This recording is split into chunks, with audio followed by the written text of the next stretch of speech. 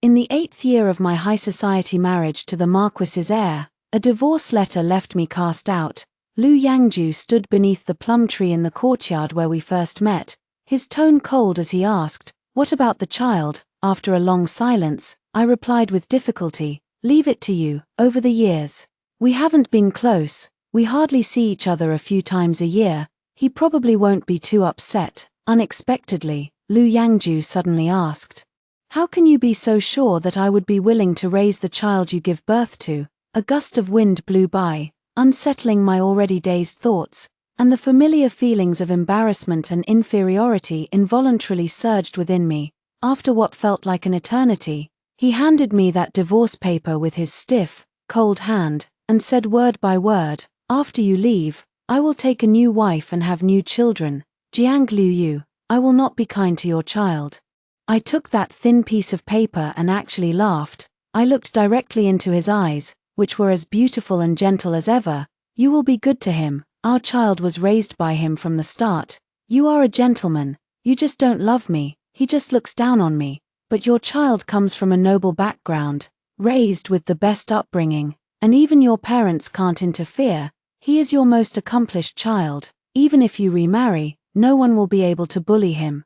After a long moment of eye contact, he finally turned his face away, tossed out the words "as you wish," and hurried off. I knew that the Marquis Lu always kept his word, but I never expected it to happen so quickly. On the 3rd day after the divorce, he began openly seeking a new match.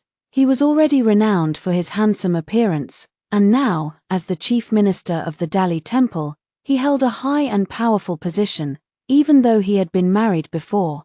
Many people still flocked to him eagerly. I recall the years when I still went out under the name of Madame Lu, and many people did not hesitate to express their regret and sighs right in front of me. Alas, this bright moon, how could it fall into the arms of a coarse village girl? It must be known that the Lu family's ancestral teachings state that unless there is no heir, one must not take concubines or keep maids. Such a pure and upright family tradition has undeservedly favored a woman like me, making them even more resentful. When they saw Lu Yangju personally come to take me home, this resentment reached its peak. After that, whenever I attended banquets, no one paid any attention to me anymore. Recalling the past, I couldn't help but smile. I looked outside the shop.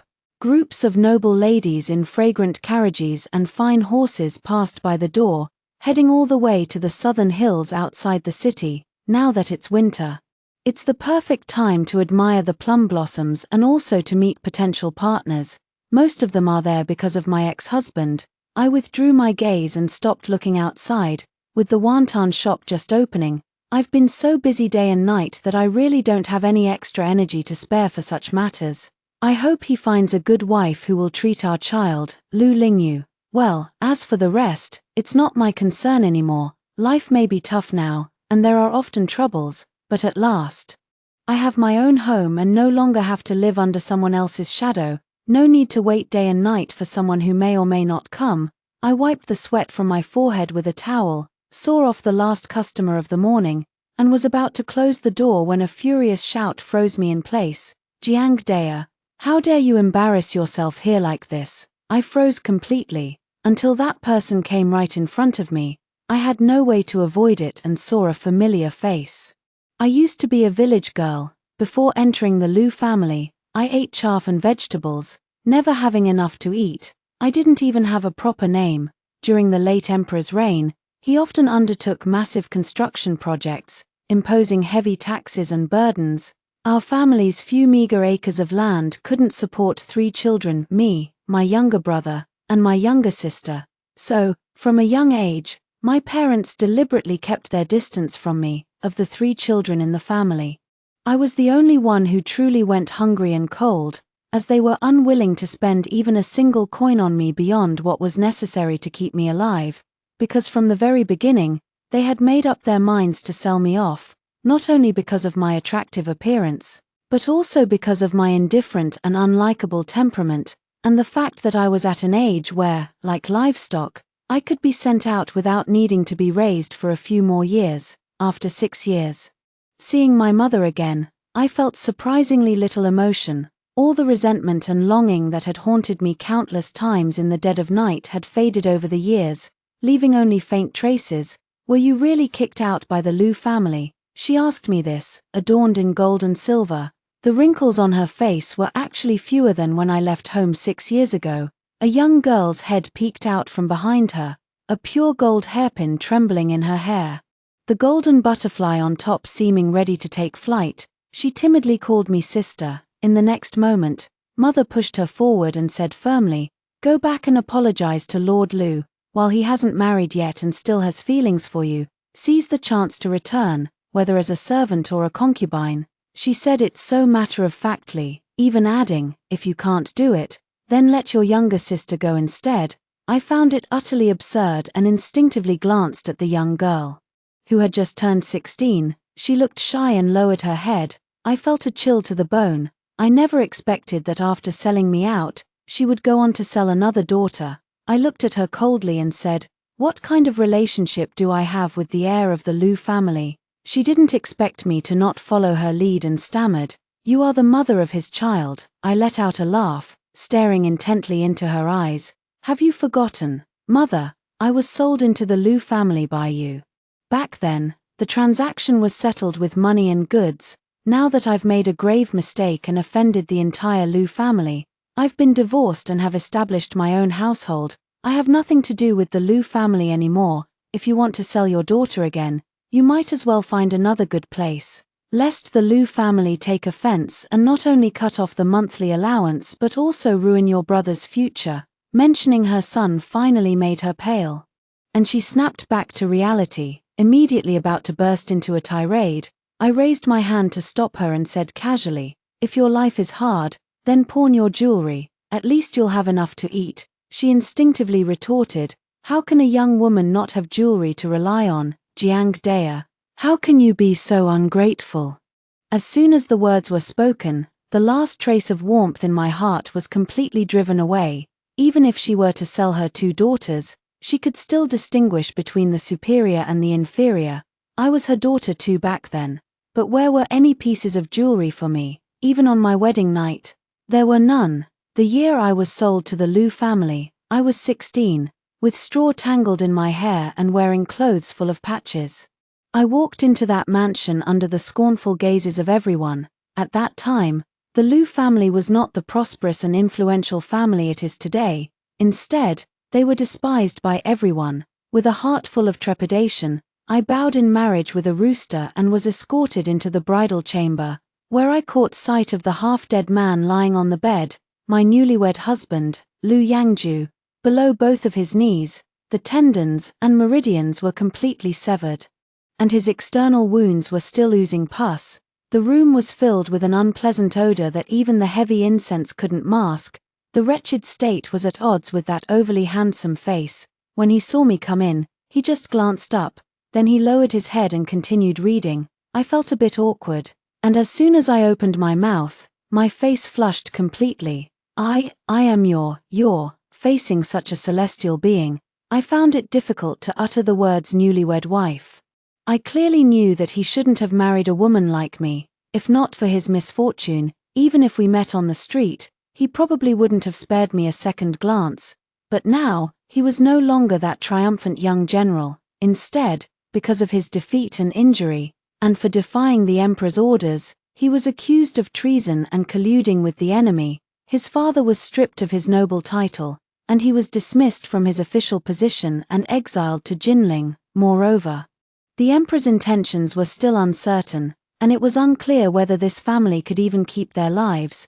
Thinking that I was being sold into this situation by my parents just to fill a quota, I felt even more inferior, clutching the hem of my clothes and refusing to let go. Fortunately, he finally spoke, his voice clear and elegant. "Sit down." He looked pale and listless, but there was a hint of a smile at the corner of his lips. "The idea of a wedding to bring good fortune is utterly absurd, Miss Jiang. I never intended to marry, but since you've already entered the family, I won't treat you unfairly. Whether you stay or leave is entirely up to you." He was a gentleman. I breathed a sigh of relief and quickly said, "I won't leave. My parents accepted the betrothal gifts, so I am naturally a member of the Liu family now." He frowned almost imperceptibly. Much later, I realized it was because he found my words crude and lacking in elegance, but what I said was true. Even though I was so heartbroken, I clearly knew that, at least in the Lu family, I would no longer go hungry. Even if one day the emperor suddenly orders my death, I can at least die with a full stomach. That was the kind of person I was back then. I didn't value my own life in the slightest, but I cherished Lu Yenzhou's life deeply. In my view, it was because of his injury and the need for a lucky bride to bring good fortune that I was spared from being sold as a concubine to an old country gentleman.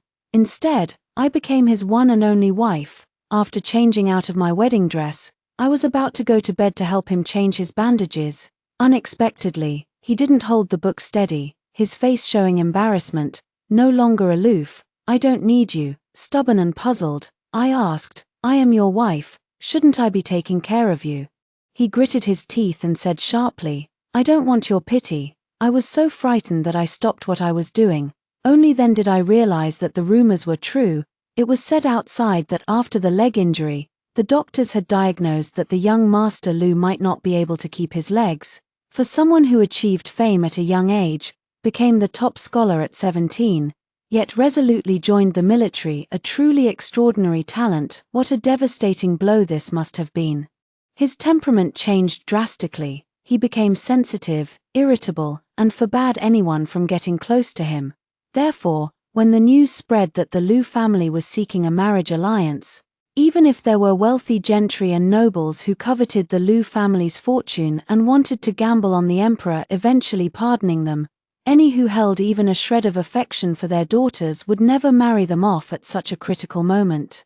But how could commoners afford to care about so much? Among the impoverished people standing before the Lu family for their selection, my birth date was the most compatible. In the eyes of everyone, the young general of the past had become a man-eating demon.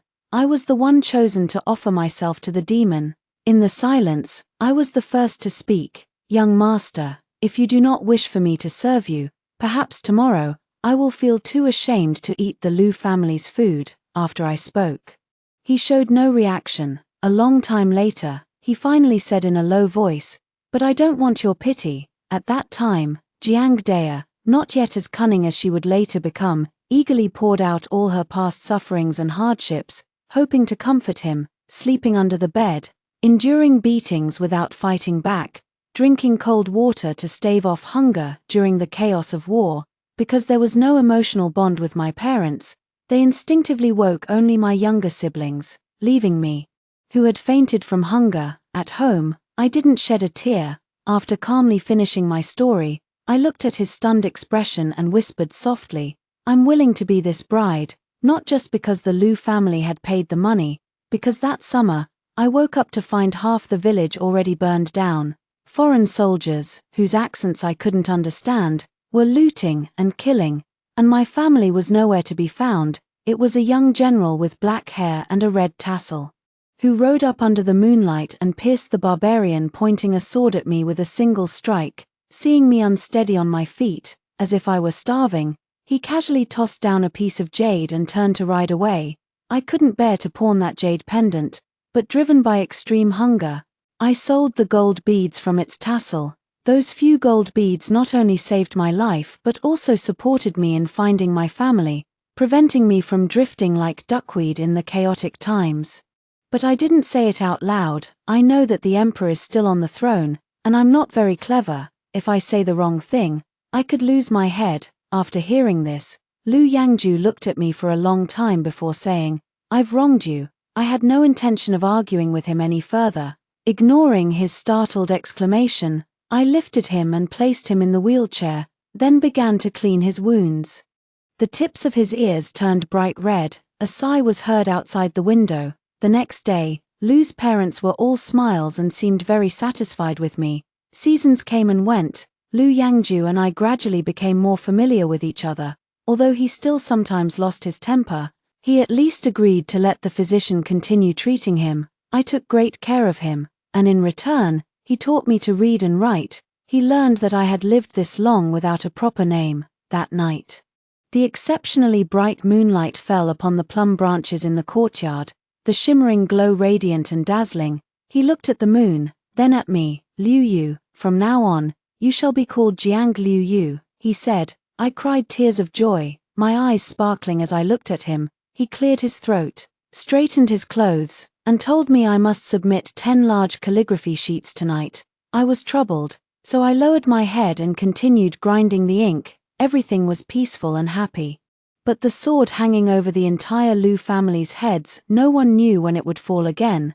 The atmosphere at home was low, yet everyone was incredibly tolerant of one another. Live each day as if it were your last. I thought the worst outcome would be dying together, until one ordinary summer day, when I pushed Lu Yangju in his wheelchair to the pavilion in the middle of the pond to enjoy the cool breeze. As we entered the garden, the wheelchair suddenly jolted. I looked down and saw that he was tightly gripping the wheel, the veins on his thin hand bulging. Following his gaze, I stared blankly ahead. A graceful noblewoman, dressed in white, stood in front with a servant holding an umbrella over her, covering her face. Her tears fell in streams, yet she did not come closer, until Lu Yenzhou's hand finally released the wheelchair. Falling powerlessly to his side, she left only one sentence: "Brother Yangju, I am getting married." After saying these words, she let out a sorrowful cry and, supported by her maid, staggered away. From beginning to end, Lu Yangju did not utter a single word. My heart was in turmoil. That night, he developed a high fever. His temperament, which had improved considerably, reverted to its old ways. He refused to see the doctor, would not eat or take medicine, and stopped speaking altogether. He sat listlessly in his room day after day, his expression gloomy, even when his mother came crying to persuade him. He still ignored everyone. That day, he clenched his knees so tightly, as if he wanted to crush his own bones. I went over to pry his hands open, but then I heard him finally explode, telling me to get out. Do you really think of yourself as my wife, Jiang Liu Yu? You are simply not worthy of me. My heart ached, yet I still tried to pry his hand away. Of course, I knew what he was talking about. The day after that girl came, I heard about it from the servants at home. She was his fiancée. Arranged by their parents before they were born, they grew up together and shared a deep bond. If not for this great upheaval, they would have married as soon as he came of age. But now, everything has changed. He lost everything, and the one he loved was going to marry someone else. I understand his pain.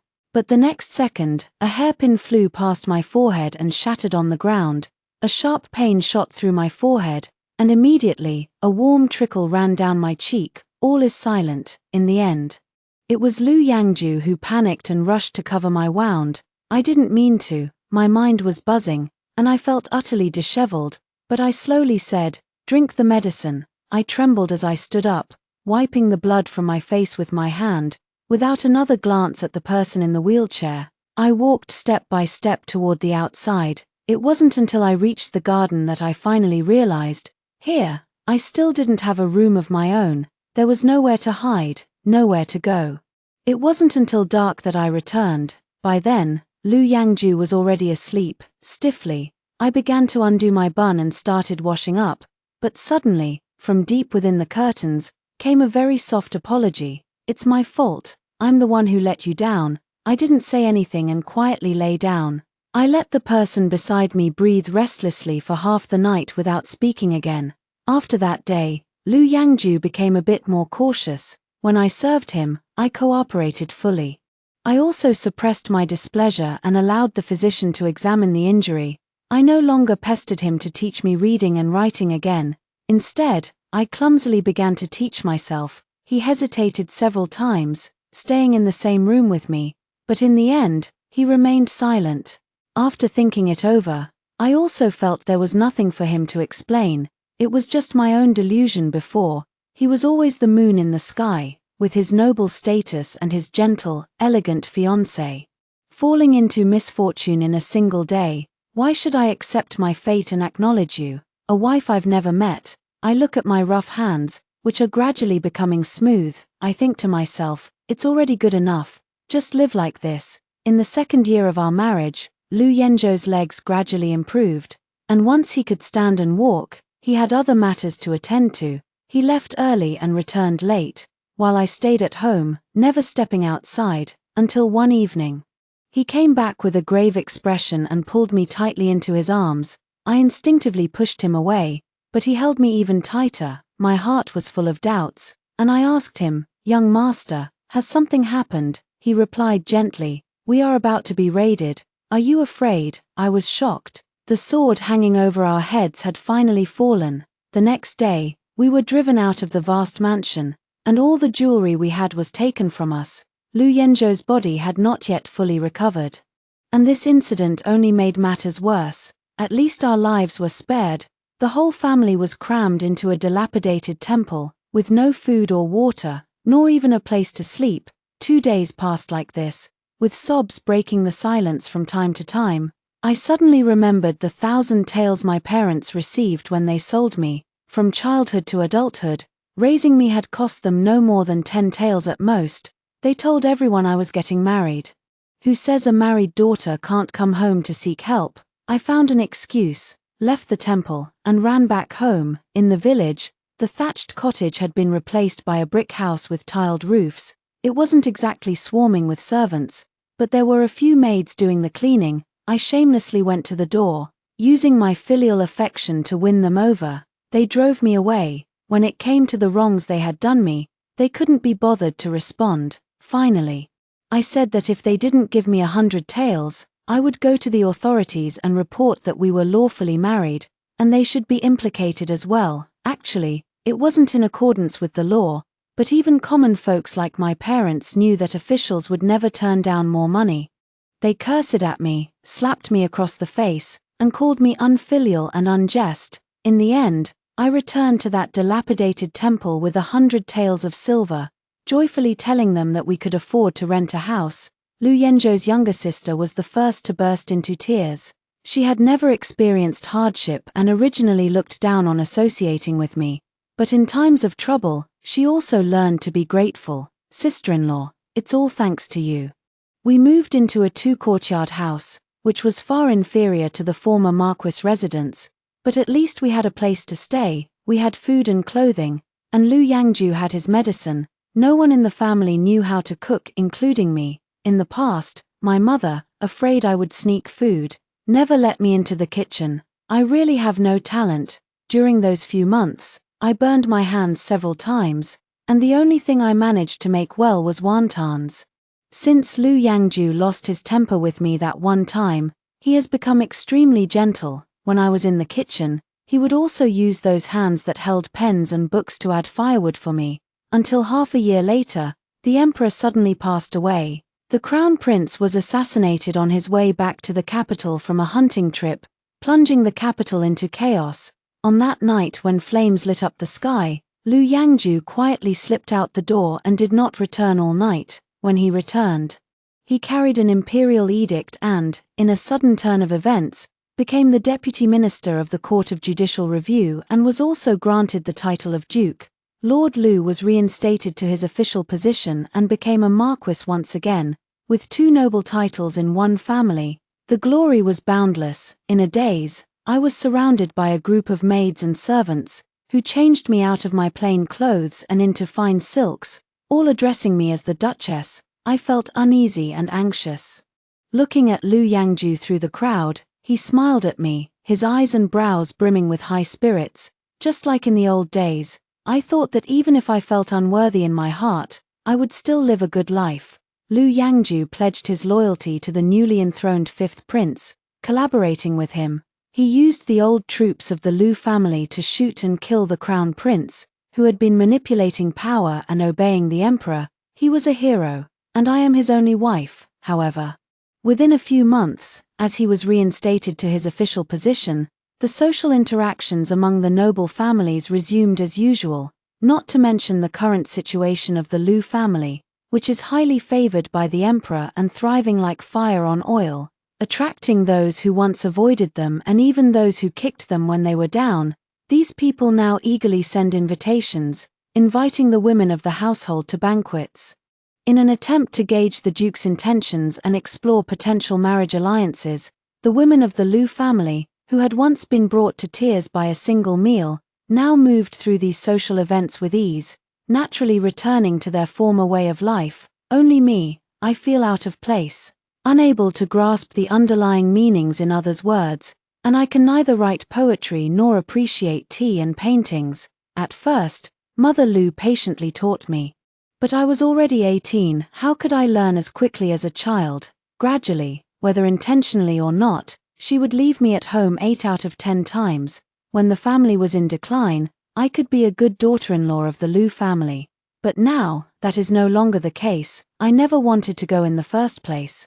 But I was afraid of embarrassing Lu Yangju. Several times I wanted to ask him what I should do, but he was too busy. After returning to the court, he abandoned the detached and indifferent attitude of his youth and threw himself into the officialdom, leaving early in the morning and returning late at night. Sometimes we couldn't even exchange a word for several days in a row. Finally, one day, I intercepted him as he was returning from duty and heading to his study. I had just started to say, "They say." He looked exhausted and interrupted, "I know, it's time to consummate the marriage. After we consummate the marriage, no one will dare gossip about you anymore." I was taken aback for a moment, wanting to say it wasn't about that. I know others say I am not favored and come from a humble background, but Lu Yangzhu's words still left me with an inexplicable sadness, yet I had no reason to refuse. A night passed, and I thought something would change, but he was still very busy. It was already quite frequent if he could come for a few days each month. I buried myself in studying, day and night. I grew thinner than ever before. He didn't notice. I finally behaved appropriately and could even manage a few words, but by the time that happened, no one was sending me invitations anymore. They seemed to have forgotten that I didn't shamelessly marry into the Lu family only after they had achieved their current status. When I married into the family, Lu Yangju had lost the use of both legs, and the entire family was on the verge of collapse, perhaps even at risk of losing their lives. Night after lonely, cold night dragged me down, crushing the hope I once held, yet I still struggled to hold on, because Lu Yangju was not entirely heartless. No matter how busy or tired he was, he would often come to see me, have meals with me, and care about my daily life. But when I couldn't hold back any longer and confided in him about my current situation, he said indifferently, "Mother is right, you should learn some manners." Embarrassment and awkwardness washed over me once again. I touched the jade hairpin on my head, afraid it might actually be a clump of straw. Fortunately, it wasn't. After washing up, he came over and held me without saying a word. After daybreak, he hurriedly left again. From then on, I never brought up these matters with him again. I completely stopped going out and no longer heard the rumors from outside. In the 4th year of our marriage, I gave birth to our child, Lingyu. I was drenched in sweat, weeping with joy, for the first time. I felt that the Lu residence was also my home, but Lady Lu only said one thing: "Your knowledge is lacking, making it truly difficult for you to raise a heir." My smile froze on my face, and I instinctively looked around for Lu Yangju. He clearly saw it, yet he simply averted his gaze. I had an absurd premonition, one that even with my humble background and all the books I've read, I could never have imagined. "We will hire renowned teachers for him. I promise, I will absolutely not spoil him." But no one listened to me. Someone took the child from my weak arms. The Marquis's wife looked at me with calm and pitying eyes. Under everyone's gaze, I couldn't help but burst into tears. With every word dripping with blood, I begged them to return my child to me. Lu Yangju could no longer stand by and watch, rushing over to hold me, allowing me to hit and curse at him. That year, Jiang Liuyu was 20 years old, not cold enough, nor mature enough, unaware that her actions only confirmed the saying that she was unfit to raise the heir. I cried my heart out, throwing a big tantrum in the Lu family for the first time. In the end, all I got was a compromise. Lu Yangju held me and promised in a hoarse voice that he would personally raise Lingyu and not let his parents interfere. Exhausted, I finally calmed down a little. Sitting on the bed with a dazed look in my eyes, after everyone had left, I asked Lu Yangju in a low voice, "What did I do wrong?" He didn't hear, gazing tenderly at the delicate child in his arms. From then on, I rarely saw my own child. I grew increasingly listless. Yet I couldn't figure out what exactly I was still dissatisfied with. At first, all I wanted was to have enough to eat. Later, I wanted to repay the kindness, Human greed knows no bounds. I don't know when it started. But I began to have feelings for Lu Yangju. It wasn't until this incident happened that I finally understood. Lu Yangju has never looked up to me.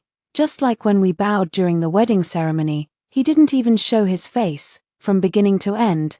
I have been the one who doesn't belong in this family. Lu Yangju has regretted it. After giving birth, I didn't know how to get close to him.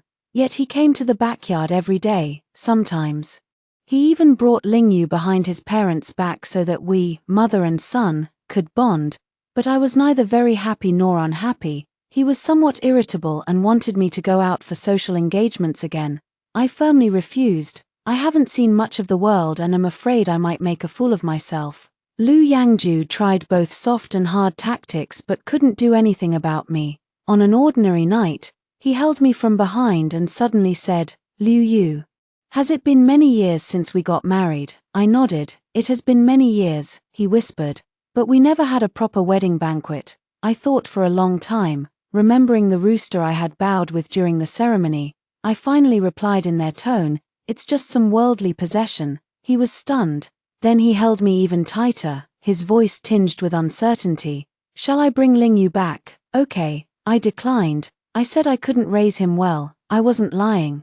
It was my first time being a mother, but at the time when closeness was most needed, no one let me get close to him. Now, trying to pretend to be close is no longer possible. And, I don't know when it started, in my heart, I began to harbor a rebellious thought.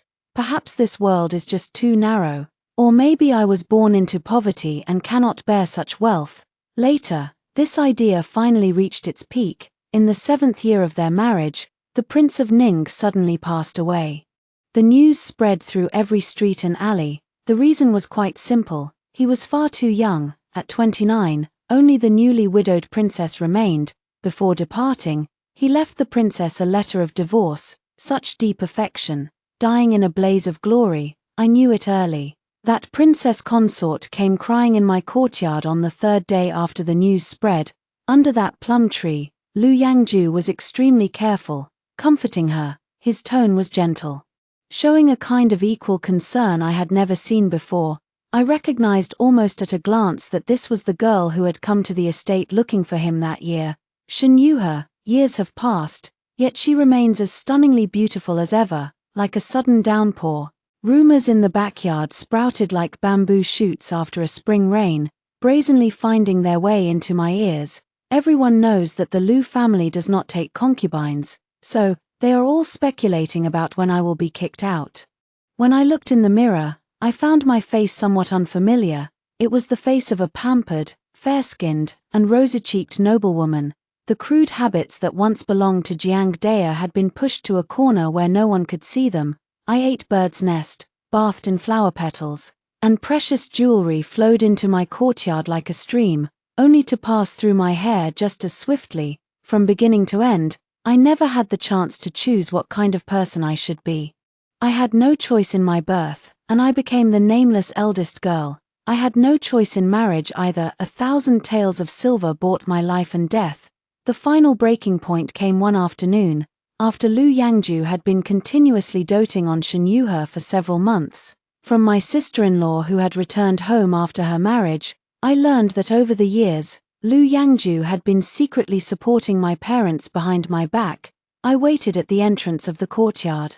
And as soon as Lu Yangju came in, I scolded him through tears. "You scoundrel, why did you give my parents money?" He looked at me in disbelief, his face flushed with anger. He lowered his voice and shooed everyone out of the courtyard before rebuking me. "They are your parents." I looked at him coldly, feeling for the first time that he was detestable. "You know I hate them." He was silent for a moment. "But others only know they are your parents." I suddenly laughed, my face flushed red, tears rolling down my clothes. As he frowned, I burst into laughter. "When have you ever cared about what kind of person I am? Not caring about where I came from.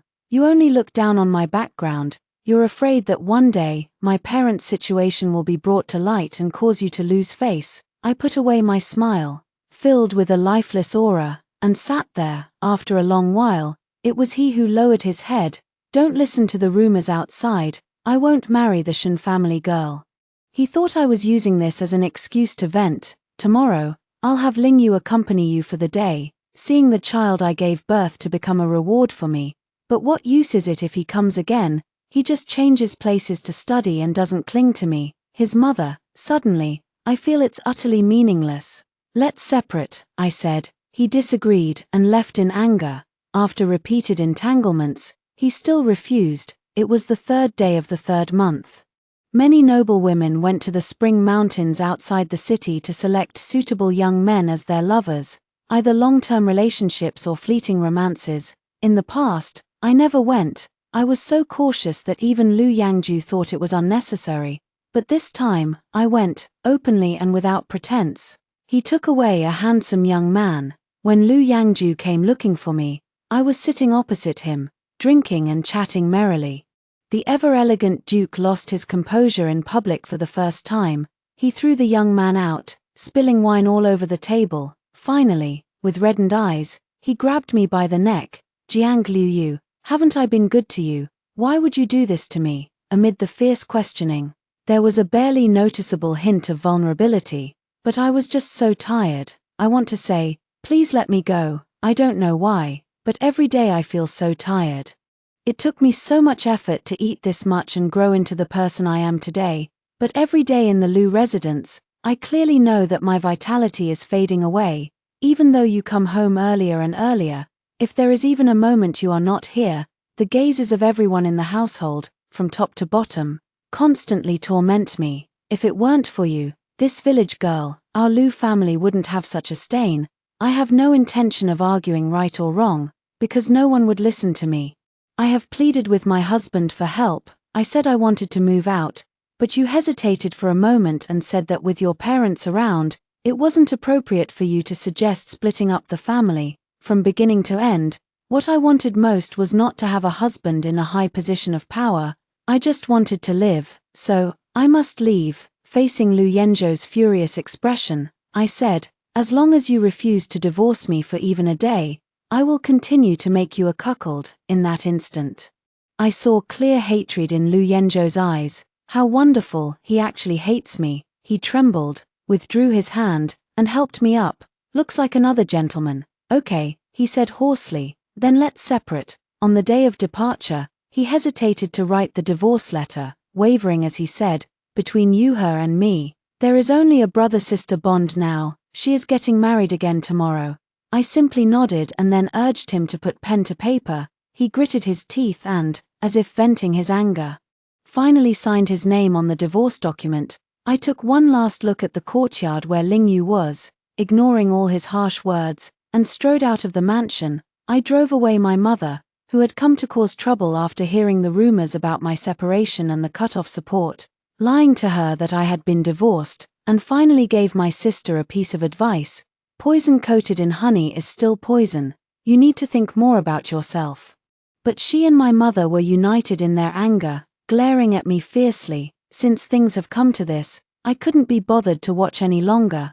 I closed the door and went back to the courtyard to rest. After all that, I decided not to do any business for the rest of the afternoon. I slept until dusk, and when I woke up, the sky and earth were bathed in the same fiery red glow of the sunset. Outside on the street, the sound of carriages and horses began to fill the air once again. I was a bit distracted, thinking about what kind of woman Lu Yangju might be considering. She must be a noble lady from a prestigious family, graceful in her actions, dignified and elegant, poised and confident, lost in thought. It took me a long while to notice someone knocking at the door, until a loud noise startled me. I was startled, threw on my clothes, and sat up, holding a kitchen knife. When I rushed into the hall, I found myself face to face with my ex-husband, who was dressed to the nines. After a long moment, he explained in a low voice, "I knocked for a long time, but no one answered. I thought something had happened to you." Before he could introduce her, the little white dumpling behind him rushed forward, clearly a little adult, yet for the first time, I saw him crying so hard he could barely catch his breath. "Mother, if you're leaving, why won't you take me with you?" I was at a loss. And it was only at Lu Yenzhou's signal that I somewhat awkwardly reached out and held the small, soft child in my arms. Only then did I realize he was burning with fever. mumbling incoherently that no one wanted him anymore. Lu Yenzhou's face was pale, but he only had time to receive the slap I gave him as I stood up holding the child. It's only been a few days since our separation, and you couldn't wait to start looking for someone new, making Lingyu step aside for your new child, Lu Yangju. I misjudged you. He opened his mouth, wanting to explain, but I was already startled by my own actions. He is a duke, after all. In the past, I always spoke to him gently and never had such a confrontation. Yet, he didn't get angry. Instead, he lowered his head. It's my fault. The doctor hurried in behind him, the little one in my arms, while crying, explained, it's not father's fault. Lingyu got up early and found that he couldn't see mother at the usual spot on the wall. He waited and waited, for several days, and that's why he caught a chill. I felt a bit awkward, but only heard him mumbling as he continued, I will study hard for the imperial exams, take mother to a post far away, so no one can bully you again. I froze completely, his eyes moved with difficulty, meeting Lu Yenzhou's gaze. Only then did I realize that he had long been in tears. We looked at each other without a word. 2 hours later, after finally coaxing Lingyu to sleep, I stood with him in the courtyard. He was the first to speak. Taking the initiative to raise Lingyu was only to silence my mother, so she wouldn't make things difficult for you anymore. I searched carefully through my memories and finally recalled a little bit. It seems that ever since Lingyu was born, I haven't been required to pay respects to the Marquis and his wife anymore. His tone carried a hint of grievance. I saw you growing increasingly listless and became even more afraid to let you take care of the child.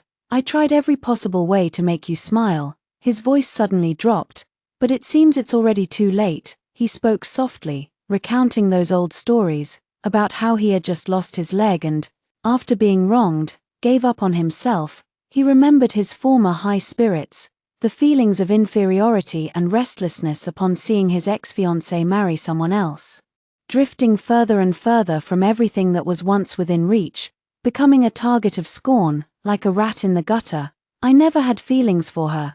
I just felt guilty for tarnishing her reputation. Speaking of when he first returned to the capital, he was constantly anxious, fearing that what he had gained might be lost again. Day and night, he abandoned his former pride and scrambled for advancement. By the time he realized I had been wronged, it was already too late. So, in my misguided cleverness, I told you to stop attending those tedious banquets and instead stay home to learn proper etiquette, only attending the unavoidable palace feasts. But at that time, he looked down on me and didn't care whether I understood or not. I did look down on you, he said, but later, I never did again. I interrupted. You did. Disregard and indifference, are they not also a form of looking down upon someone? Later, I actually came to realize that Lu Yangju did not feel completely indifferent toward me. I could even sense his urgency to move out as soon as possible, day after day, and the helplessness and tenderness in his eyes when he looked at me, but he couldn't bring himself to tell me. He doesn't think I'm someone he can communicate with. In his eyes, I will always be that country girl with straw in her hair. Timidly standing before him, unable to hide the adoration in her eyes. Our connection runs too deep. Even my name was given by him, so even though he was panicked and heartbroken, he was still certain that I wouldn't leave him. It wasn't until he saw my madness that he finally understood my resolve. He knew that if he didn't let go, I would truly become unrecognizable. Yet even after the separation, he still used the prospect of seeing others to punish me.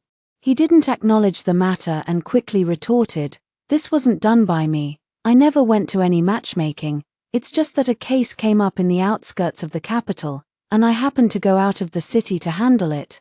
How was I to know so many people thought I was going to see a potential match and followed me one after another?" I didn't answer, slightly lost in thought. "Liu Yu, take care of yourself," he said softly. "It's my fault, since we first met." He seems to have said this to me too many times. I looked inside the window at the child we had brought into the world together and shook my head. "I don't hate you." He froze slightly. I took out a pouch and retrieved a jade pendant from it.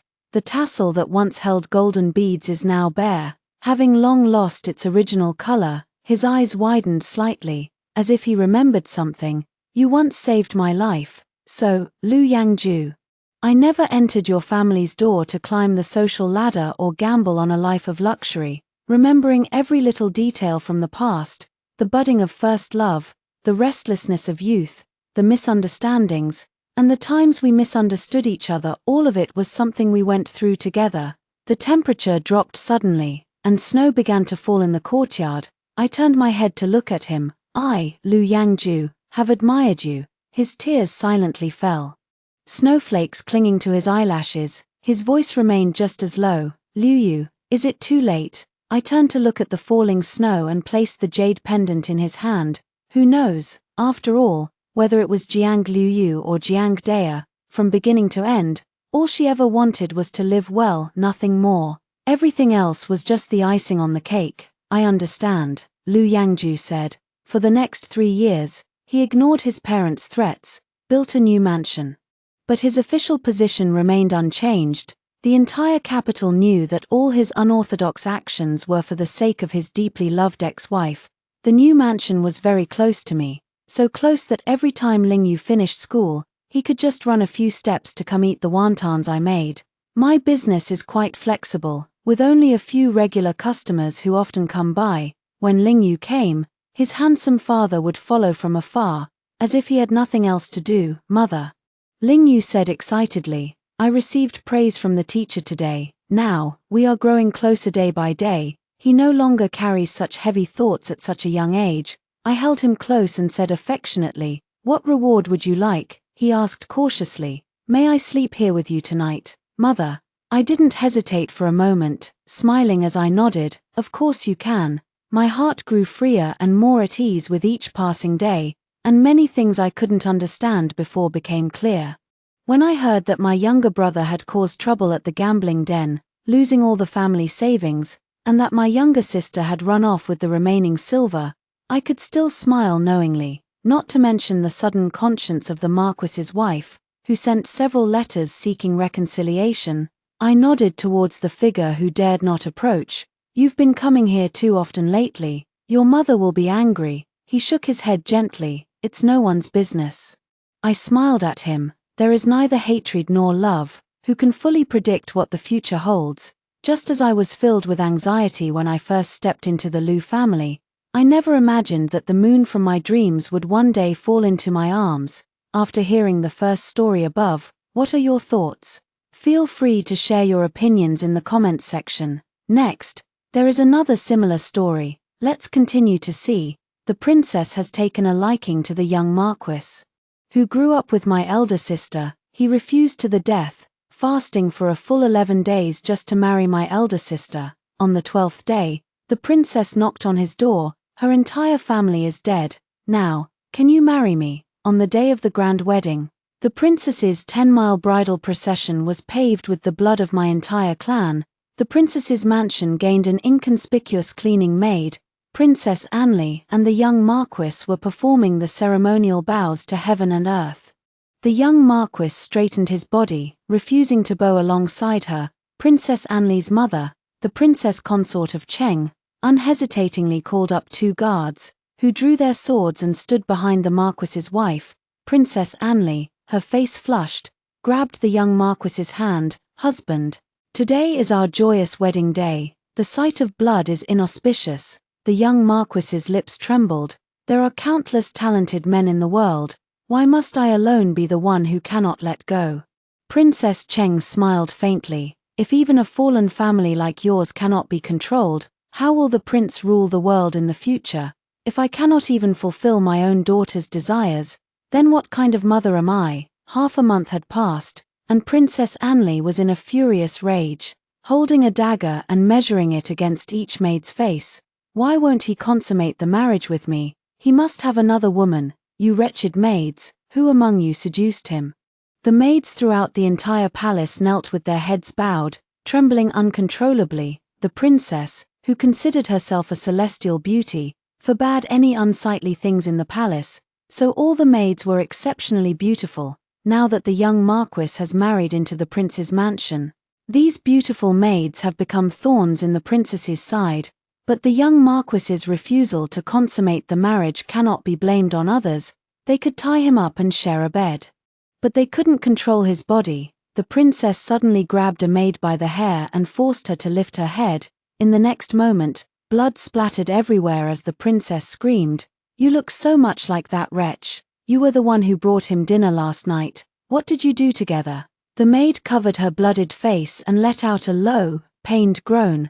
I crawled through the crowd of trembling maids to the feet of Princess Anli, looked up, and said, "This humble servant has a plan that can help your highness achieve your wish." Upon seeing my face clearly, the princess furrowed her brow in disgust, took a step back, and pulled her skirt away. Since childhood, I have been frail and was raised in a remote mountain temple, where there lived a reclusive physician. Thus, my complexion was sallow and my figure thin and small, bearing no resemblance to my elder sister, whose beauty was unparalleled in the world.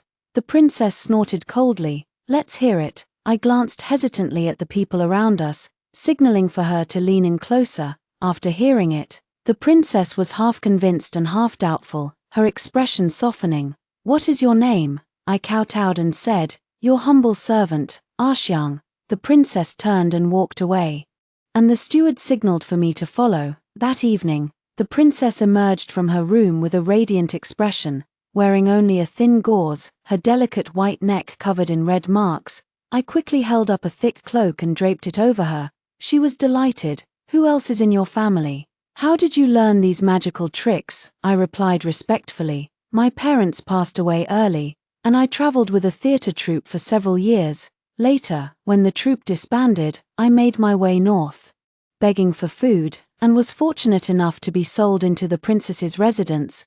The princess was extremely satisfied with my appearance and background. "From now on, you will serve by my side. There will be places where you can be of use." And so, I replaced the maid named Arshyang, going from an ordinary cleaning servant to the princess's favorite. The arrogant and self-proclaimed celestial beauty princess Anli never could have imagined that an ordinary maidservant like me would dare to deceive her. I don't know any illusion magic at all. I excel in medicine and poisons. I simply placed hallucinogenic herbs in the room's incense and had the princess wear the same kind of underskirt my elder sister favored, making the young marquis mistake her for my sister. For generations, my family has been known for its integrity and scholarship. Because my father achieved the third highest rank in the imperial examinations, our family received the emperor's favor, allowing 2 of the younger generation to be selected to study as companions in the Imperial Academy. They are my elder sister and my second elder brother. The young marquis is hopelessly infatuated with my elder sister and has been relentlessly pursuing her. The young marquis is exceptionally handsome and elegant. The old marquis died early, and the marquise was the niece of the late Empress Dowager's maternal clan. As the only son of the marquis household, he was set to inherit the title upon reaching adulthood. Although they were distant relatives of the royal family with little influence, a noble title was enough to secure a life of wealth and honor. My elder sister, aware of the disparity in their family backgrounds, would avoid the young marquis whenever she saw him, fearing that others might gossip. To get my elder sister to taste a pastry from him, the young marquis sent pastries to the entire imperial college. To have one more word with my elder sister, he was the first to arrive in the morning and the last to leave in the evening, standing at the gate of the Imperial Academy to greet everyone one by one.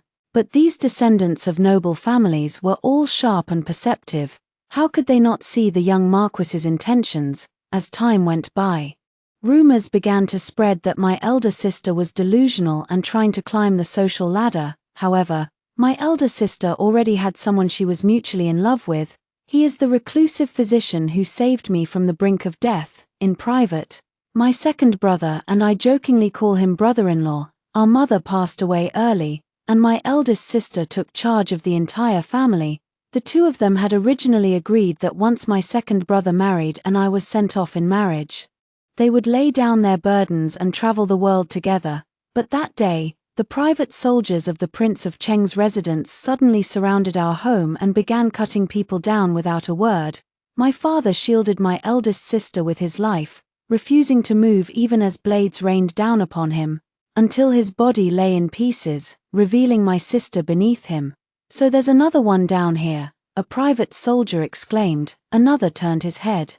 No wonder the old man wouldn't budge no matter how we hacked at him. I wanted to rush in, but my elder sister stood up, blocking the view with her body and repeatedly gesturing for my brother-in-law to take me away. My second brother stood guard over our father's remains, sword in hand, shielding our elder sister behind him.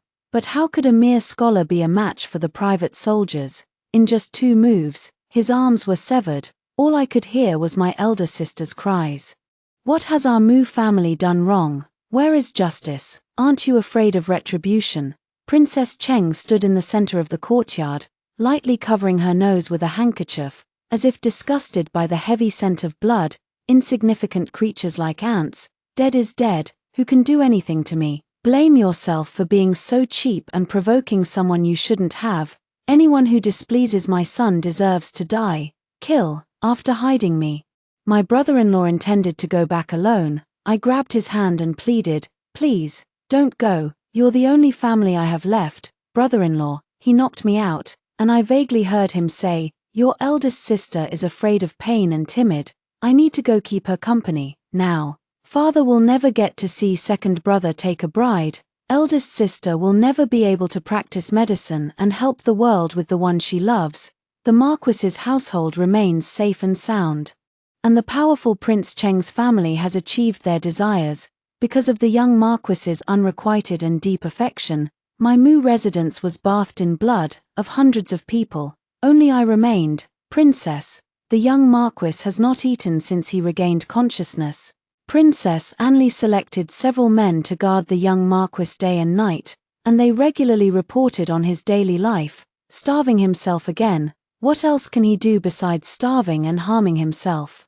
Princess Anli said impatiently. She looked at the untouched food that had been sent back, stood up, picked up a plate of food, lifted it gently, and then forcefully smashed it on the maid's head. Then she picked up another plate and continued smashing it down. The dull thuds of porcelain colliding with bone echoed one after another. It wasn't until the maid was beaten unconscious and bleeding from the head that Princess Anli finally stopped. I handed over a warm cloth. And Princess Anli took it to wipe the vegetable soup from her hands. Her red lips parted slightly as she said, if he won't eat, find a way to make him eat, otherwise, her fate today will be yours tomorrow, understand? The maids and servants kowtowed repeatedly like pounding garlic. The princess consort, elegant and graceful, swayed gently as she asked, who has upset my child again? Princess Anli, who had just calmed down, suddenly threw her handkerchief and kicked over a chair.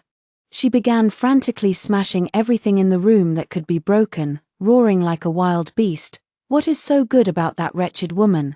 Why, she's already dead. Why does he still cling to her memory? I respectfully stepped back a few paces, making way for the vases behind me, as she had already started smashing things in this direction.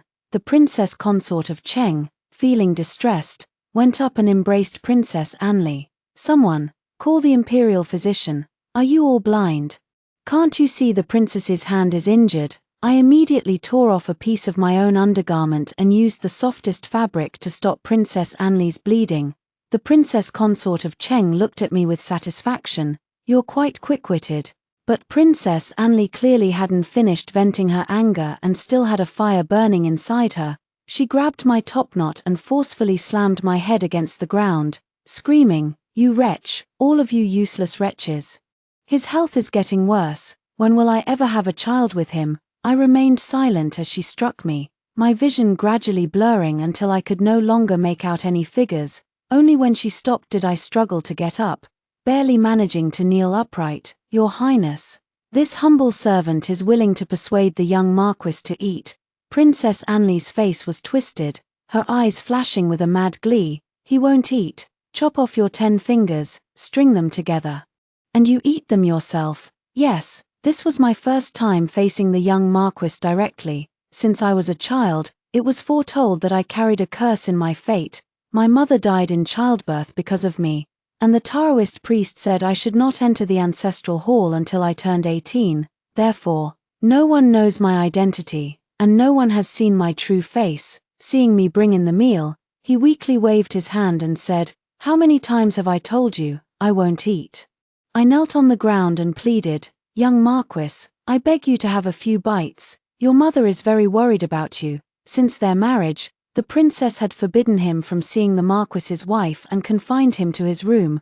Only upon hearing news of his mother did the young Marquis finally show a hint of emotion.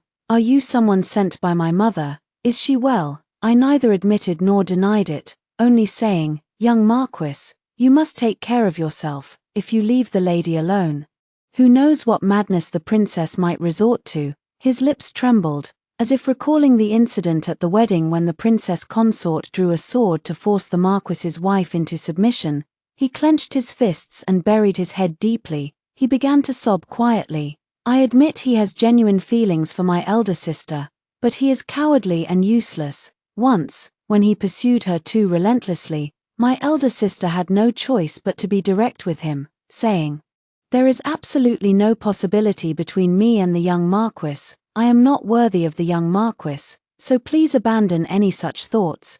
But I don't know if the young Marquis's mind has been too deeply influenced by romantic stories. He stubbornly refused to believe that my elder sister had no feelings for him.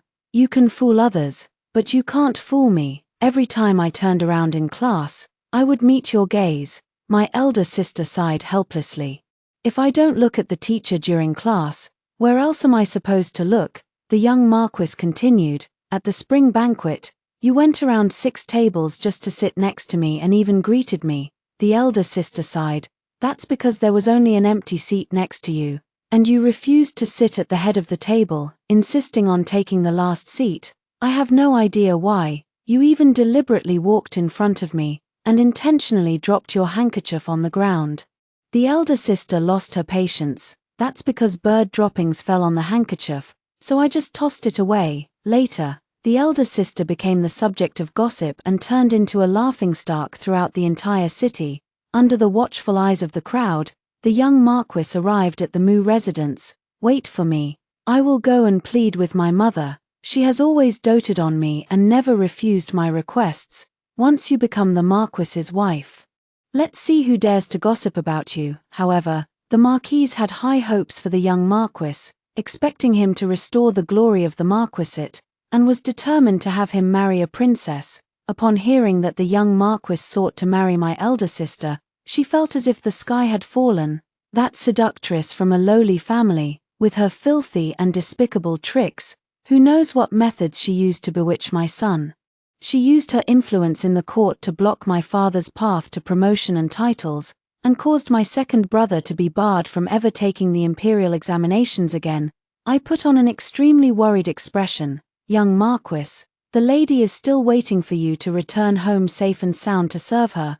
The young Marquis finished all the dinner I brought. Looking at the empty plate I handed back, Princess Anli's face was hidden in the flickering candlelight. After a long while, she crouched down and examined me closely. I personally fed him right to his mouth, and he refused to eat. "How is it that as soon as you went, he ate everything clean?" "I'm looking at your face." I smashed the porcelain bowl and directly cut my own face.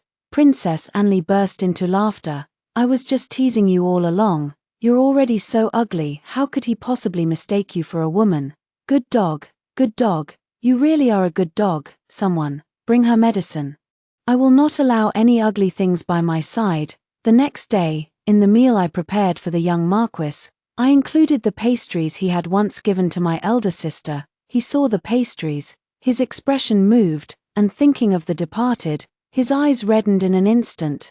I arranged his window just like it was in the Imperial Academy, so that whether his eyes were open or closed, he would remember my elder sister. He must not forget. And why should he be allowed to forget? The Princess of Anli, in her desire to share a room with him, repeatedly had me employ the same old trick, gradually poisoning the young Marquis with the drug. One morning, he began hallucinating out of nowhere, calling out my elder sister's name.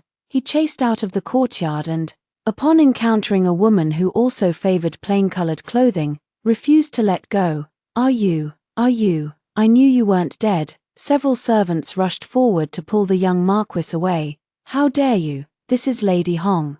Princess Anli hurried over. "Husband, what are you doing dragging my father's consort?" Lady Hong, dressed in a white gown, sneered at the corner of her lips. The mother fights for her husband every day and fails, and the daughter fails too. You're not even as good as your mother.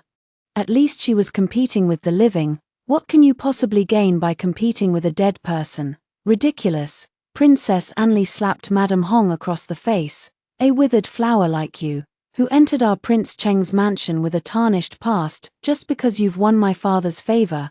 Have you forgotten who you are? Madame Hong didn't get angry. She wiped the blood from the corner of her mouth and signaled her maid to bring the medicinal soup. What does it matter if I'm a withered flower? Your father still went all the way to the palace to seek a prescription, hoping I'd give him a son soon. Unlike some menopausal old woman, a hen that can't lay eggs.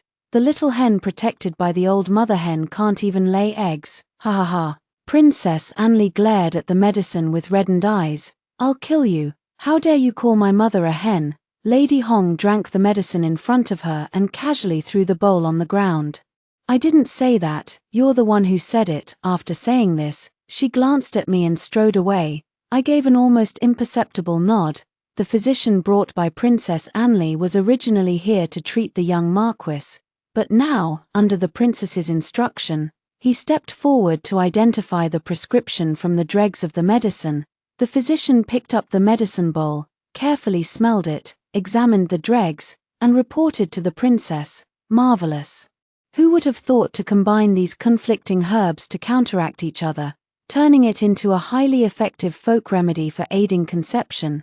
Princess Anli's face twisted with rage. My father actually wants this lowly woman to bear him a son. However, the medicine Lady Hong drank was not the folk remedy the Prince of Cheng had requested from the imperial physician. It was a formula I personally prepared, years ago. She had visited my brother-in-law at the Taoist temple with her husband, seeking a cure for his incurable illness. My brother-in-law instructed her to find a coffin fungus as a medicinal ingredient. She traveled alone to various ancient tombs, and after immense hardship, she finally obtained it, only to have it snatched away by someone who claimed it was to be offered to the current emperor. The emperor was frail and nearing the end of his life, requiring rare medicines to sustain himself. Is the emperor's life more valuable than my husband's? The private soldiers said nothing more and, with a single stroke, killed Hongye's husband. Now your medicine is useless, the private soldier said. The blood of the husband of the red leaves disappeared into her red dress, and from then on, she only wore plain colors. When I knelt and begged her to arrange for me to enter the prince's mansion, she also knelt before me. The prince's family sees us as worthless grass and ants. But we will make them understand that even the mightiest dam can be destroyed by an ant's nest. Whatever they care about, we will make them lose it. Whatever they look down upon, we will make them be looked down upon in the same way. The day after King Cheng favored Hongye again, Princess Anli had someone forcibly take away her miscarriage prevention medicine. Princess Anli drank it all in one gulp. She did not know that her mother had tampered with this bowl of medicine. After drinking it, Princess Anli experienced severe abdominal pain, rolling on the ground and wailing in agony. Princess Cheng stared blankly at the empty bowl. It was the medicine she herself had laced with a potent dose. The physician Trem and kowtowed repeatedly like pounding garlic. Your Highness, spare me. I fear the princess can no longer bear children. This medicine contains saffron, musk, acurans, motherwort. Princess Cheng finally went mad. I know. Shut up, shut up. After Princess Anli could no longer bear children, her temperament became increasingly perverse. She refused to leave her room and forbade the young Marquis from leaving as well. But the young Marquis just kept drawing portrait after portrait of my elder sister, not saying a word. For every portrait he drew, the princess would tear it up and force him to eat it. You love her so much, then eat it. You must hate me to death. You probably wish I were her. The young Marquis still endured it all without resistance. What nonsense are you talking, princess? She is she, and you are you. Princess Anli tore the drawing paper and cut her finger. I immediately knelt on the ground to bandage her wound. She suddenly began to study my face. Xiang, do you think if I had a child with him, his heart would return to me? Mother said. Having a child can tie a husband down. I respectfully said. The princess is wise. She tilted her head. But they are too beautiful, and I don't feel at ease. Xiang, Go and have a child with him for me. I respectfully replied, yes. The princess consort killed everyone who knew the young mistress was infertile, including the physician, because I was to bear a child for her. I was loyal and spoke little, so I alone was spared. That night, I climbed into the young lord's bed wearing a sheer gauze dress, saying, allow this servant to attend to you. He was so startled he jumped out of bed. But then he froze for a few seconds when he saw my face. My sister and I have similar face shapes. Now, with some makeup, drawing her style of eyebrows and eye makeup, and applying a fairer shade to my cheeks, I truly bear some resemblance to her. The hallucinogenic incense gradually took effect. His hand covered my face as he repeatedly called out my sister's name, suppressing my urge to kill. I clenched the bedsheets and pretended to flatter him. You. His hand gently caressed my flowing long hair. My elder sister used to comb and wash my hair every day. If he hadn't called me by my elder sister's name every day, perhaps she would still be here to pin up my hair. He hated the Anli princess for using her power to bully the weak, for clinging to him and refusing to let go. But how was he any different from her? I trembled all over, but he thought I was lost in pleasure, his movements growing even more intense. Ayu, shall we have a child? He murmured. My elder sister came to the Taoist temple to see me, and she and my brother-in-law took me out for a spring outing. I asked my elder sister, when are you two going to have a little baby? My elder sister blushed, and my brother-in-law asked me, I'm not even in a hurry, why are you, a child, so anxious? I said stubbornly, I'm 8 years younger than my elder sister and 6 years younger than my second brother. Everyone can boss me around, if there's someone younger than me. Then I won't be the youngest in the family anymore. My brother-in-law couldn't help but laugh. All right, then you need to persuade your elder sister to marry me as soon as possible. My brother-in-law turned to my elder sister and asked, Ayu, shall we have a child in the future? My elder sister blinked her beautiful eyes and said, just one. 6 months after I entered the prince's mansion, I could no longer hold back my tears. The young marquis touched my tears and asked, are you afraid? I nodded, I'm afraid. I'm afraid I won't be able to avenge my enemies with my own hands. I'm afraid you'll live in luxury and comfort to a ripe old age, while my people's bones wither in the yellow earth, their bodies lost without a trace. Upon learning that I am pregnant, the princess's expression turned maniacal with jealousy. Her slap landed on my left cheek. You slut, you must have had a great time these past few nights. Before the words even faded, another slap followed. How did he treat you? Tell me, was it from behind or from the front? She went mad, slapping me left and right. My face had gone numb, and my head was buzzing. Her hand hurt from hitting me, so she grabbed the scripture from the table and continued to strike me. It was the scripture she had used for her prayers, copied throughout the night. Hoping it would bless her with a lifetime with the young marquis and win his true heart sooner, the rough cover of the scripture scratched my face as the princess raged. Whose name did he call, yours or mine, or that wretched woman's? He always likes to call that bitch. She seemed to mistake me for her elder sister, wanting to vent all her anger on me. I said coldly, reporting to the princess, that bitch has long been dead. Princess Anli was stunned for a few seconds before bursting into unrestrained laughter. Right, I actually forgot. She helped me up and sat me down on her soft couch, her sharp nails, adorned with cool silver guards, gently traced over my still flat belly that had yet to show any sign of pregnancy. She coaxed me softly, saying, Seong, you have done well. If you give birth safely, he will become the most esteemed person across the land. I will reward you handsomely. She will grant me death. I fear the day the child is born will be the day of my death. Yet I am overjoyed and respectful, kneeling excitedly at her feet, saying, yes. The princess forbids the young marquis from seeing me again, but he was poisoned by me, and if he didn't smell the antidote on me for a day, he would suffer from bone-deep itching and restlessness. He lied, claiming he couldn't wait to see the child with the princess, just to meet me under house arrest, but he was indifferent to me. Just awkwardly standing by the bed, he just wants to see me, but he doesn't know what to do when he sees me. He doesn't speak like a lover, nor does he scold or hit, because we are not familiar with each other. While the princess was called away by the princess consort, I knelt at his feet and revealed my identity. If the young Marquis cares for my elder sister, how can he let her murderer roam free, if it weren't for her? The young Marquis would have long married my elder sister and had children with her. Has the young Marquis forgotten how the princess used the Marquis's wife to coerce and entice you? A noble man is open and above board. Does the young Marquis want her to control him for a lifetime, to live a cowardly life? What face would he have to see my elder sister after death? Moved by my words, tears welled up in his eyes. You are. He immediately bent down to help me up. How could I not hate it? But what can I do? I looked up and grabbed his sleeve. No matter how powerful the prince is, there is always the emperor above him. The emperor is nearing his end, with Prince Cheng and Prince Rong locked in a life-and-death struggle. Isn't the young Marquis on good terms with Prince Rong's heir? He studied alongside you and my second brother at the Imperial Academy.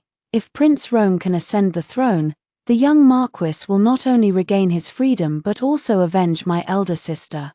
Moreover, the Prince Rong's heir is close to you, and the Marquis's household can restore its former glory. His eyes gradually lit up at my words, but then dimmed again in an instant. Even so, what does it matter? I'm no better off than you. I can't even get a message out. Not to mention letting the emperor and the people know about the Cheng family's evil deeds. It's even difficult to let those outside the mansion know. I bowed my head and whispered, we can't get out, but someone can. Young Marquis, why not try to pay a visit to Lady Hong? I anxiously waited for a few days for news. Finally, one day, the princess consort entered the princess's room with a panicked expression. The emperor has been bedridden for 5 days and unable to rise. Yesterday, the empress summoned the Marquis's wife. And today, the emperor summoned Prince Rong. Princess Anli slammed the table and stood up, grabbing the sleeve of Princess Cheng. Why is father the only one not summoned? Has he already decided to pass the throne to Prince Rong? What should we do, mother? I won't get to be the eldest princess anymore. I touched my belly and shook my head. With the empire on the verge of collapse, her first concern was that she wouldn't become the eldest princess. The two of them spoke without the slightest regard for my presence, treating me as if I were invisible. Of course, I knew it wasn't because they considered me a confidant. In their eyes, lowly creatures like me were unworthy of having our own thoughts. I was no different from the flowers, plants, tables, and chairs in this room, unworthy of having my own feelings. Moreover, in their eyes, I am already a dead woman walking. Once the child in my belly is born, it will be the moment of my demise. Princess Anli even tied a pillow to her own belly. As the months passed, small pillows, large pillows, it was a flawless performance. The Princess of Cheng frowned deeply. If Prince Rong ascends the throne, how will our Cheng manor survive? Princess Anli was so anxious that she tore the pillow from her clothes and threw it on the ground. What should we do, mother? Will we be wiped out like the Mu family? Hearing my family's name, I took a deep breath and controlled my expression. The princess consort of Cheng looked fierce and ruthless. By then, it will be too late. Take the young Marquis back to the Marquis residence immediately. If there is a succession edict, it must be in the hands of the Marquis wife. I don't care what methods you use, make her hand it over. The two nodded and hurried away separately. I patted my belly and whispered softly, my child, the dynasty is about to change. As I sat upright in the room, Madame Hong, already changed into casual clothes, hurried in anxiously. Come with me. I pushed her away in confusion. Where to? Lady Hong, carrying a travel bag, pointed into the distance where flames were rising and the sounds of battle filled the air. Are you insane? The palace is in turmoil, and you want to stay here and be buried with it? I had already received the news. Originally, the Marquise had nothing in her hands. She entered the palace and said to the Emperor, whether the Prince of Cheng has ulterior motives can be tested with one try. So within a few days, the Emperor, the Empress, and Prince Rong caught Princess Anli red-handed at the Marquise's residence while she was searching for the edict. Princess Anli was simple-minded and, after just a few words from the Marquise, began to lose patience. She resorted to her usual and convenient methods. She ordered someone to cut the young Marquis's flesh with a dagger, saying that for every moment the Marquise delayed in giving her the edict, she would cut another piece of the young Marquis's flesh. Unfortunately, The next moment, she was captured on the spot by the officers and soldiers. In order to save his daughter, the Prince of Cheng had no choice but to advance the time of the rebellion. The young Marquis immediately informed the Crown Prince of Rome. As soon as the Prince of Cheng appeared, he was captured by the soldiers of the Rome Prince, who had been lying in ambush in the palace. Madame Hong tried to take me away again, saying, "The Prince of Cheng and his family are doomed. I have already arranged an escape route for us, so why are you hesitating?" I shook my head. "Your revenge for your husband's death is over, but mine has only just begun." I drew the crescent-shaped eyebrows that my elder sister loved to wear and fed a piece of fruit into the young Marquis's mouth. Now, no one forced him to eat, but he still preferred it when I fed him. I patiently persuaded him. Although the young Marquis has already pledged his loyalty to the new emperor, he was once part of the rebel family's ancestral hall. Instead of constantly worrying that the new emperor holds a grudge over this matter, it would be better to personally request to take on this case and clear your name. He had no doubt about my motives, thinking only that I had his best interests at heart. He looked at me with surprise and admiration, saying, "My mother warned me to steer clear of anything related to the Mu family and Prince Cheng, but I think what you said makes more sense," I replied anxiously. "I have shallow knowledge. How could I compare to the lady of the estate? Young lord, please do not listen to my nonsense. The lady of the estate has meticulously planned and strategized for you since childhood, which is why I see such an outstanding young lord before me. How could I dare to disagree with her? Since childhood." He had always obeyed his mother, rarely stepping outside the inner courtyards, and thus had no close friendships with sons of other noble families. He never defied his mother, so he dared only to starve himself rather than personally bring the betrothal letter to my Mu residence. His mother forbade him from offending the Prince of Cheng, so he stepped on the blood of my entire clan to marry Princess Anli. Not even daring to shed a single tear, he obeyed his mother and married, only to end up imprisoned, and the esteemed Marquis became the close relative of a rebel. His intention was merely to praise the effectiveness of my method, but my words reminded him, even if he went against his nature and obeyed his mother in everything, it seemed he had never accomplished anything. He murmured, "I have never succeeded in doing anything according to my own wishes. I can't eat more than a few bites of the food I want. I can't choose the page I like. I can't wear the clothes I prefer. And even when it comes to marriage, I had to dig my nails tightly into my own flesh to keep myself from looking too agitated.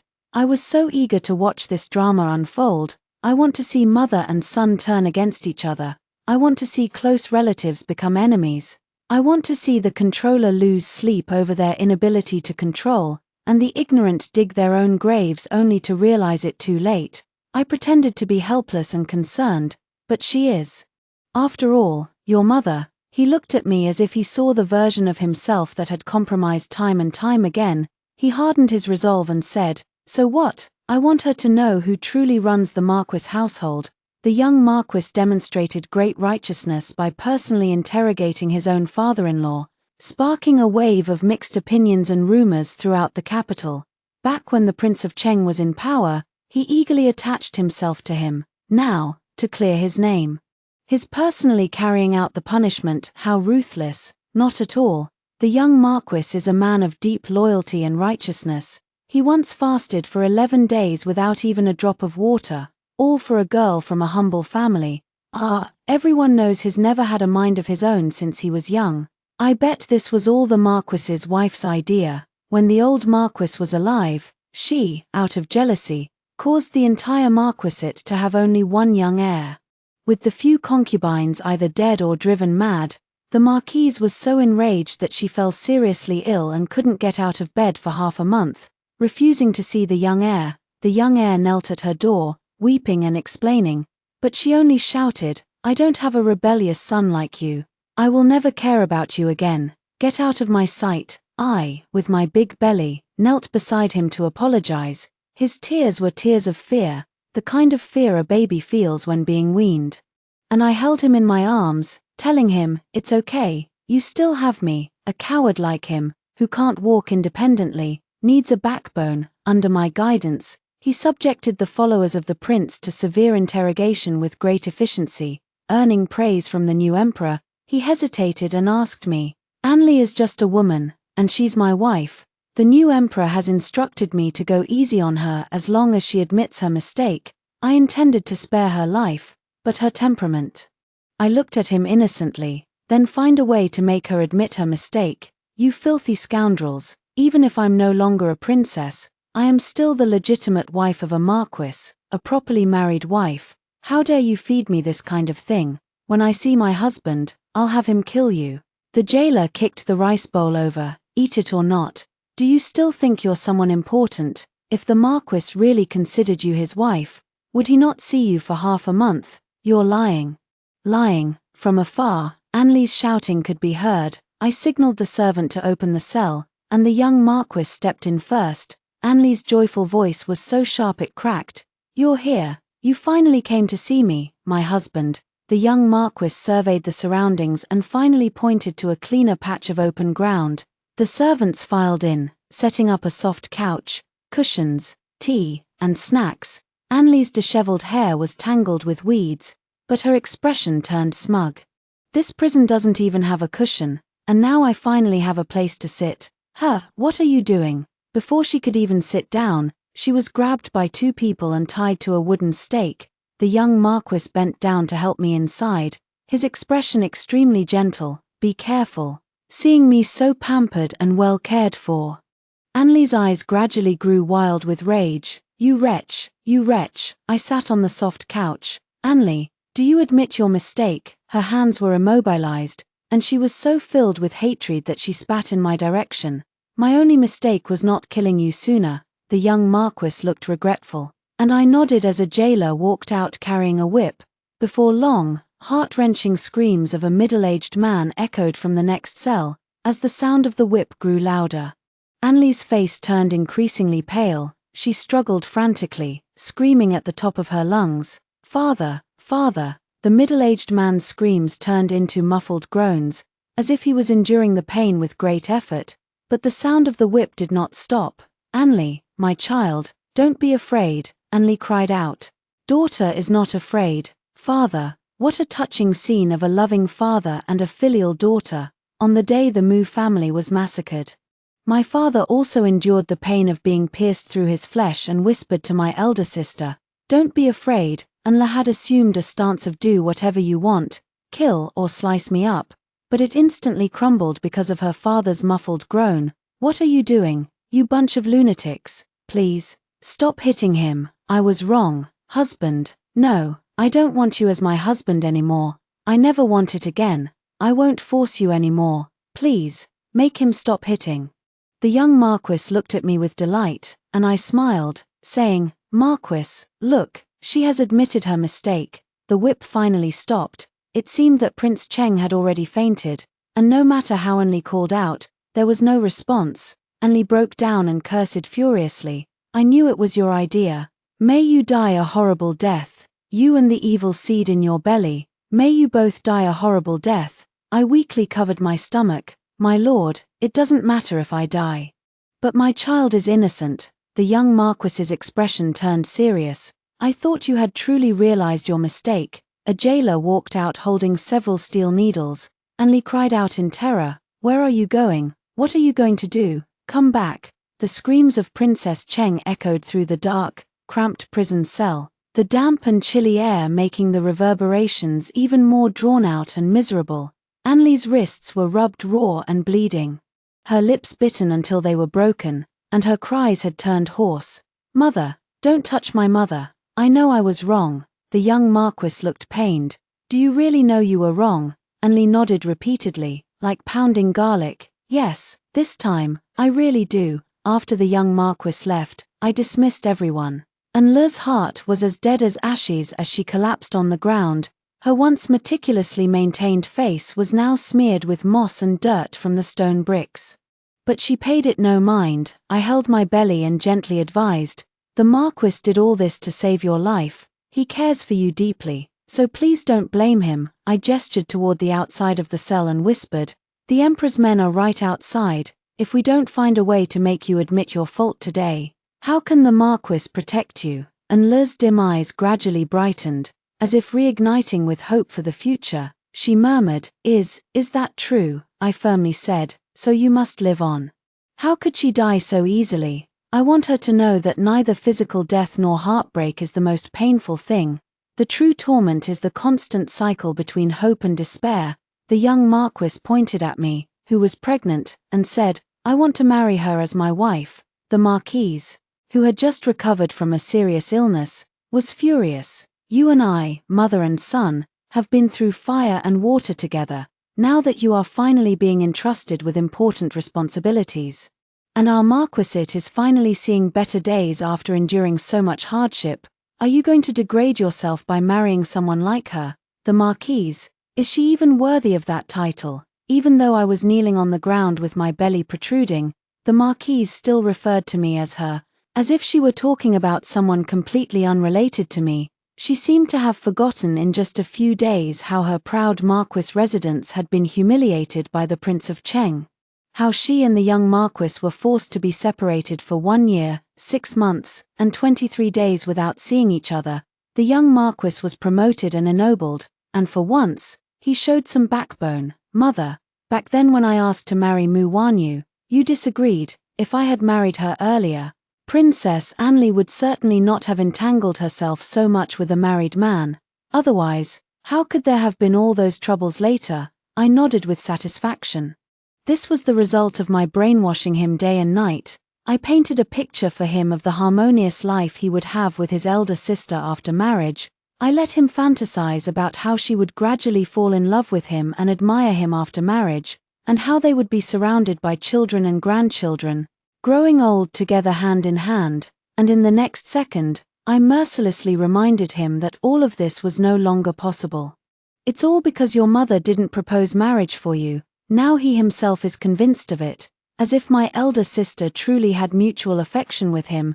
The humiliation and suffering he endured in the prince's mansion were all due to his indecisiveness and his mother's obstruction. He had resolved to be a man of integrity, a Marquis who would protect me at all costs. After all, I am the last trace of my elder sister's existence in this world. She died, her body lost without a trace. But I am her living tombstone. The Marchioness coughed violently in her fury. You unfilial son, I went through so much trouble to demote Anli from wife to concubine and finally free up the position of principal wife.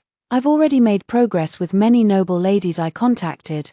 With the support of your wife's family in the future, your rise to glory is just around the corner. The young Marquis knelt on the ground. Everyone in the court knows how I was humiliated by the Prince Cheng's family.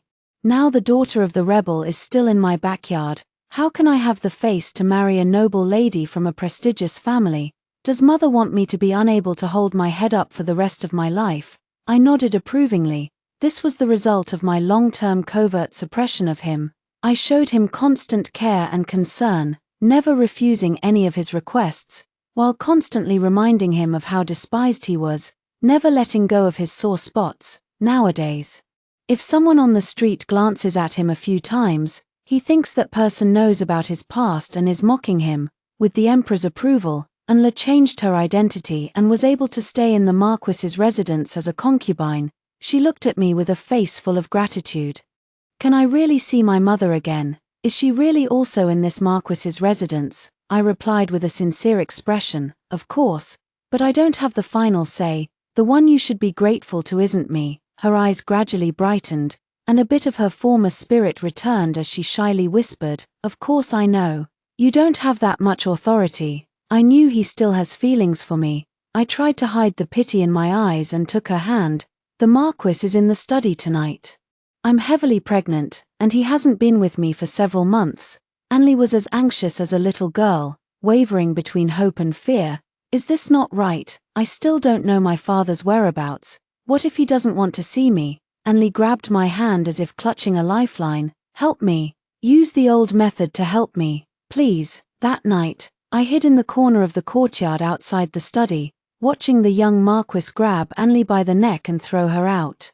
Wearing only a thin veil, he is now busy with government affairs, and the area outside his study is crowded with maids and servants waiting to attend to him. Anli had never been publicly humiliated like this before. She desperately pounded on the tightly closed study door. It's always like this. What did I do wrong? Why are you treating me this way? She shouted. Tell me, where is my father? Let me see him, my lord, I beg you, my lord. She had been wailing in the chilly early autumn wind for hours, clad in only a thin gauze, unaware that the young Marquis had long since left through the back door of his study. Annoyed by her noise, a maidservant with a face full of scars stepped forward and draped a robe over her. Anli looked at her gratefully and said, "You're so kind. What is your name? I will repay you someday." The maidservant remained expressionless and simply told her, "Your father was executed long ago." Anla trembled like a sieve. The maid fastened her collar and said, "Do you remember, princess, that day, because I delivered the evening meal to the young Marquis, you already asked me my name once and even slashed my face? What my name is doesn't matter. What matters is that I can still be alive to see you today. Princess, it truly brings me joy." Anla was greatly agitated, her face filled with terror and despair. She laughed hysterically and said, "Fine, you're all liars. You and that wretched maid, Asyong, both of you think I'm easy to fool." I walked out of the shadows and stood before her. "That's right, so what if I deceived you? If he truly cared for you, why would he throw you into prison and not see you for half a month? And why would he agree to let the matriarch demote you from wife to concubine? How could I have killed your father? How could I have thrown you out naked in front of so many people? There was no illusion at all. It's just that today, I no longer wanted to see you pretending to be my elder sister and enjoying yourself. By the way, my name isn't Asyong, it's Mu Wanling, remember, the Mu from Mu Wanyu, and the WN from Mu Wanyu. You really are easy to fool." I rubbed my waist. "Dog slave, help me up." I gave Anla a new name, and Lord who said it sounded nice. Anla reluctantly helped me up, and I slowly walked to the courtyard to gaze at the ancient tree standing tall and lush. Dog slave. If my second brother had married, his child would likely be born by now. I looked up at her. She was half a head taller than me. I frowned and said, "Neil, it's a bit difficult for me to talk to you like this." Anli angrily retorted, "Being tall isn't my fault." A matron stepped forward and slapped her hard across the face. "You wretched servant, how dare you shout at the lady of the Marquis?" Anli was forced to her knees before me, her legs sinking into the mud. The ants she would have crushed underfoot in the past now crawled up her body, climbing along the hem of her skirt. I bent down, picked up one of the ants, and placed it on her face. She screamed and struggled, but I stopped her, saying, "Sure, don't move, it just crawled into your clothes." Anla, how does it feel to be humiliated? The Marquis found her annoying and wanted to find an excuse to kill her, but I specifically begged the young Marquis to spare her and the princess consort of Cheng. For them, death would be a release. Why are they freed, while I have to live a lonely and miserable life missing him forever? I clapped my hands, and a maid threw a finger on the ground. I smiled and said, "Dog slave, you haven't eaten for 2 days. Are you hungry?" Anli screamed, "You vicious woman. What have you done to my mother? I hope you die a horrible death." I picked up the delicate finger. So beautiful, it's clear these hands have never done a day of hard work. Die a terrible death. What does die a terrible death mean? Like my father, who was torn limb from limb, or like my second brother, who had his arms chopped off, or like my eldest sister and her husband, who were pierced by a single arrow and died in each other's arms. Anli struggled to rush forward and strangle me. The young Marquis quickly walked in, pulled me into his embrace, and kicked Anli in the chest. "Wanling, are you alright? Why bother with this madwoman? What if you get agitated and harm the baby?" Anli laughed in despair. "I have admired you for years, been your wife, and treated you so well. I gave you my whole heart. Have you never had even a shred of genuine feeling for me?" The young Marquis looked at her with disgust. "Of course not." I threw my finger back at Anli's face. "Someone will bring you food later. Remember to eat it all clean. Your mother has paid me for this. Let's calculate, you can still have 20 full meals." I left with a laugh. Leaving Anli screaming in despair in the mud, using the excuse of pregnancy making movement difficult, I never paid morning and evening respects to the Marquis's wife, and I didn't even greet her when we crossed paths. She was very dissatisfied with me, but the young Marquis always shielded me. The Marquis's wife couldn't stand me having all the favor and tried every way to bring in concubines. filling the entire courtyard with beautiful maids. So what if I was the plainest-looking woman in the entire Marquis's household? The young Marquis would not spare them a second glance. Every time he looked at a beautiful woman, I would bring up the old story at the princess's residence, making him think of the princess. Every time he interacted with the daughters of the powerful, I would have the former Princess Cheng, now a laundry matron, and the former Princess Anli, now a cleaning maid, walk past him. He would then shudder and tremble all over. My brother-in-law once said that if you want to train a dog to be obedient, you must strike it with a stick and then give it a sweet date. If the dog relieves itself indiscriminately, you must remind it so that it never dares to squat in the same spot again.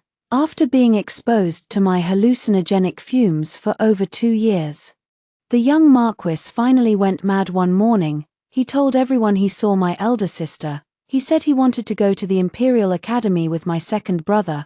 Others were all puzzled. The Mu family had already been exterminated 3 or 4 years ago for treason and defecting to the enemy. No one in the court even mentioned the matter. Why did the young Marquis go mad over this very issue? The old Marquis's wife's hair turned white overnight. She tottered after the young Marquis, coaxing and cajoling. "My son, take one more bite. I've already had the carriage prepared. You can go to the Imperial Academy as soon as you finish eating." Only then did the young Marquis obediently comply. "Mother, could you get me some sweet cakes?" The old lady nodded repeatedly. Of course, I'll pack all the treats that Miss Mu loves to eat." The Marquis quickly covered his mother's mouth in a panic. "Ayu doesn't like being talked about. Mother, don't make a fuss, or she'll ignore me." The day the young Marquis inherited the title at the age of 10, using my status as the Marquis's wife, I pleaded in the imperial court for a thorough investigation into the massacre of the Mu family. The Mu family's name was finally cleared.